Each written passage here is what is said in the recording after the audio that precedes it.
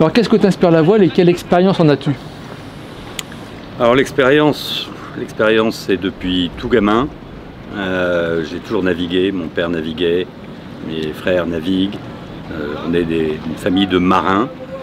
Et aujourd'hui, j'essaye de poursuivre l'œuvre de la famille et continuer à naviguer jusqu'au bout, le plus longtemps possible et sur toutes les mers du globe. Et la voile, c'est pour moi un endroit extraordinaire. Pas de téléphone, pas d'internet, les soucis restent à terre et on laisse les problèmes à terre. Comment décrirais-tu ton objectif sur cette OGR? Gagner, finir ou juste avoir du plaisir? Avoir du plaisir, c'est essentiel. On n'est pas là pour s'emmerder, entre guillemets. On est là pour prendre du plaisir, d'abord. Finir, évidemment, c'est la deuxième condition. Et puis si on peut gagner, eh ben on va essayer de gagner quand même, parce que c'est une course et on n'y va pas pour faire un tour du monde en croisière, on y va pour faire un tour du monde en course, faire avancer le bateau le mieux qu'on pourra, mais en se faisant plaisir et en évitant de se faire trop mal. Pour toi, qu'est-ce qui fait un bon équipage pour l'OGR et comment as-tu trouvé le tien? Ouh là là, le bon équipage, c'est un équipage d'amis, de bons copains, qui s'entraident, qui s'entraident quand il y a des coups de mou. On aura tous des coups de mou à un moment ou à un autre, donc il faut que les autres soient là pour passer les moments difficiles, pour être à vos côtés, c'est important. Et à partir de là, effectivement, l'équipage il commence par se constituer autour des proches amis, ceux avec lesquels je suis prêt à aller au bout du monde, qui ont accepté de me suivre aussi, et qui sont des amis, qui sont mon frère,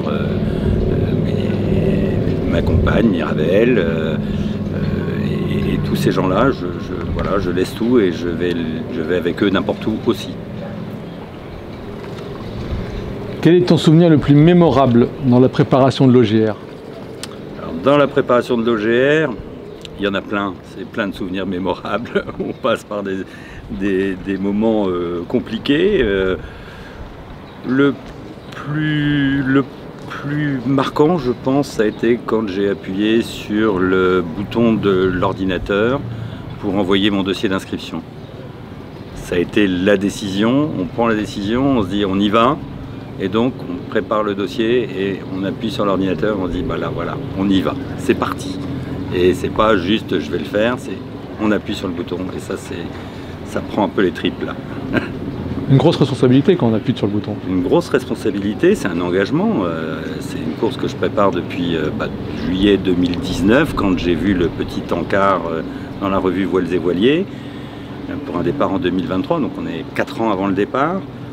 Et voilà, il y a plein de choses à mettre en route pour arriver à faire ça. Il faut se dégager professionnellement, pouvoir partir effectivement pendant 8 mois.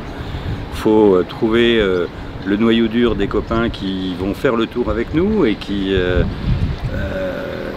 vont réussir aussi à dégager eux-mêmes du temps, alors qu'ils ont, comme nous tous, une famille, des enfants, des responsabilités partout. Donc ouais, c'est une grosse responsabilité, c'est un challenge. Pourquoi avoir choisi ce bateau? Alors le choix du bateau, il est relativement facile.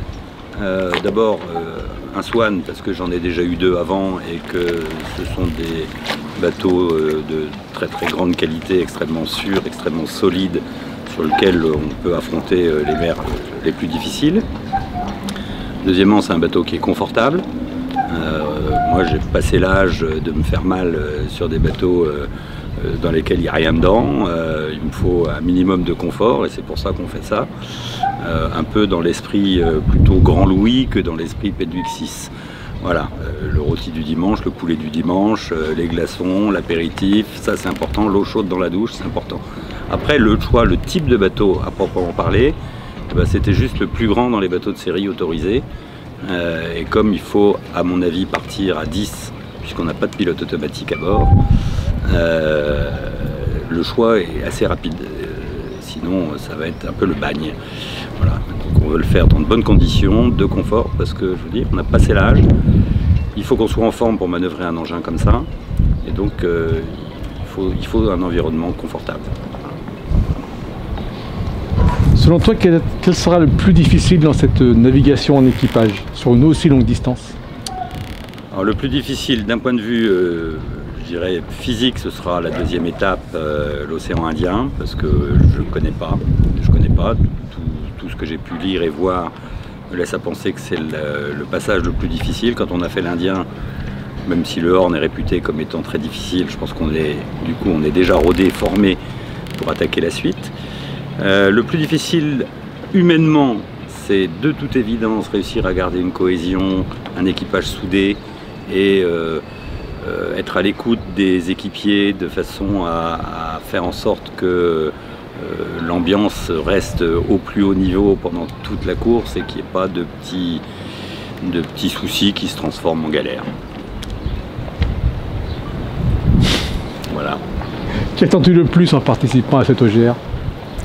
Des images plein les yeux, des copains à vie et avec lesquels on aura passé au travers d'épreuves compliquées. Donc ouais, on va renforcer tous ces liens d'amitié qui nous unissent déjà pour sortir comme une vraie famille en fait. Est-ce que tu as déjà ressenti une vraie frayeur en mer et est-ce que cela pourrait arriver sur l'OGR? Alors frayeur, non, pas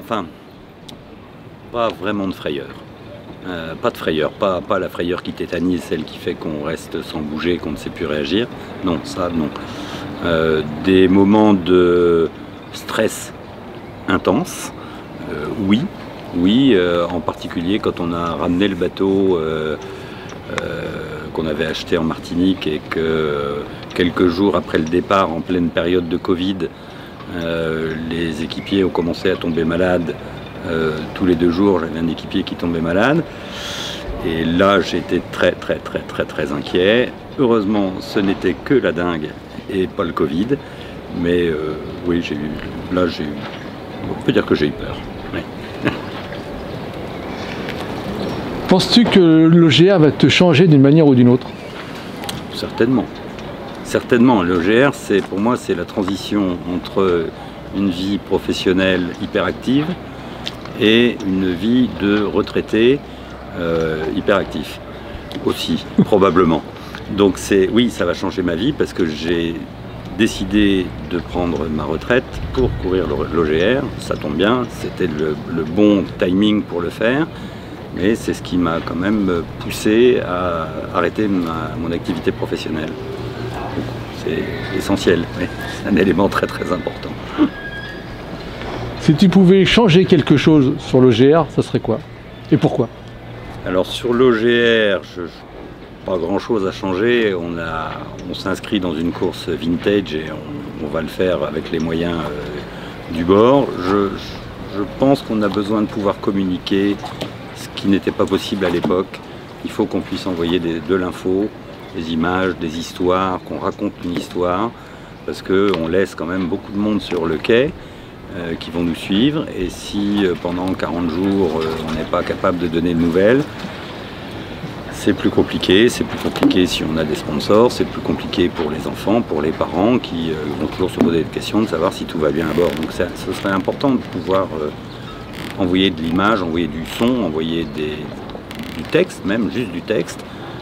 Que nous on ne reçoive rien à bord, c'est pas un problème, on signe pour ça, mais qu'on puisse envoyer quelque chose, je pense que c'est important. On ne va pas écrire un livre à l'arrivée, quoique.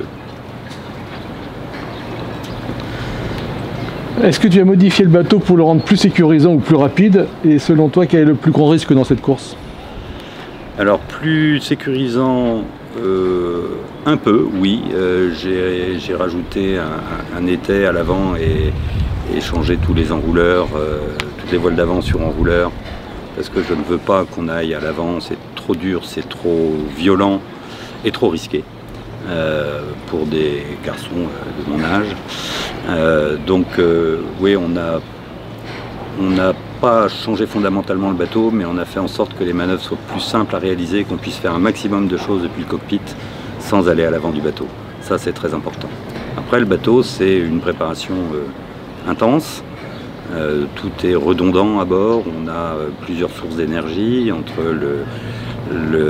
l'hydrogénérateur, le groupe électrogène alternateur, on aura 2 désalinisateurs, on a 2 chauffages, enfin tout est quasiment en double de façon à ce que si on perd un élément important du bateau, on puisse continuer la course malgré tout. Parce que l'important c'est d'arriver. On ne peut pas la gagner si on n'arrive pas. Un sextant et un chronomètre ont souvent leur histoire. As-tu déjà les tiens et qu'ont-ils de spécial? Alors moi j'ai un sextant qui était dans le premier Swan que j'ai acheté et donc que je trimballe de bateau en bateau depuis 20 ans. Oui, c'est mon petit... C'est quelque chose que je chéris, que j'entretiens, que je préserve à chaque fois. Bon, voilà, un vieux sextant métallique, superbe, de la belle mécanique, on va dire, de la belle mécanique. Les chronos que j'ai sont pas assez fiables et comme la course nous autorise à avoir des chronomètres électriques, je pense que je vais investir dans 2 ou 3 chronos. Là encore, s'il y en a un qui tombe en rade, il faut qu'on ait le matériel de rechange. Quel sera ton plus gros challenge avant la ligne de départ? Finaliser l'équipage, c'est quasiment fait. Former tout le monde, qualifier tout le monde, c'est un vrai challenge. Je ne sais pas si tout le monde a pris, les concurrents ont pris conscience de ce que c'était, de ce qu'il fallait faire. La formation à la sécurité, très important aussi. Faire se rencontrer, parce que moi je connais tous les membres de l'équipage, mais faire se rencontrer et s'apprécier les équipages de chaque étape, parce qu'on change 5 personnes sur chaque membre de l'équipage change sur chaque étape. Donc reconstituer des équipages homogènes avec des gens qui s'apprécient et qui sont capables de s'entraider, ça c'est le plus difficile je pense. Après, préparation, toute la partie avitaillement, la nourriture à bord, très important. On ne va pas avoir une mutinerie comme sur le Bounty, il faut qu'on mange bien à bord. Et la préparation de l'avitaillement est quelque chose d'essentiel et très compliqué, je pense, pour la première étape. Mais on est chez nous, on part d'Europe, on connaît un peu le système. Quand on va se retrouver en Afrique du Sud ou en Nouvelle-Zélande ou du côté de Rio, qu'est-ce qu'on va mettre dans notre congélateur, qu'est-ce qu'on va mettre dans...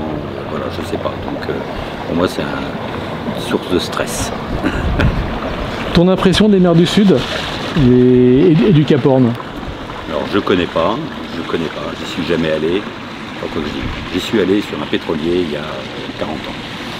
Donc effectivement, la mer peut être gigantesque, très grosse. Et ben, on fera comme quand on prend des coups de chien dans le golfe de Gascogne ici, et on fera le dos rond et on passera au travers. Voilà. Est-ce que ton planning est dans les temps ou est-ce que tu es un petit peu sous pression dans la préparation? On est toujours sous pression parce qu'il y a une liste de jobs à faire qui est extrêmement longue, puisqu'on ne veut rien laisser au hasard, donc ça va de chaque vanne à chaque manie, à chaque voile, à chaque combinaison de survie qui doivent être vérifiées, contrôlées, revérifiées, recontrôlées. Donc il y a beaucoup de choses à faire. Ça va devenir un travail à temps plein à partir du mois de juillet. Voilà. J'ai 1 an et demi à temps plein pour m'occuper de tout ça, communiquer, faire comprendre aux uns et aux autres ce qu'on va faire.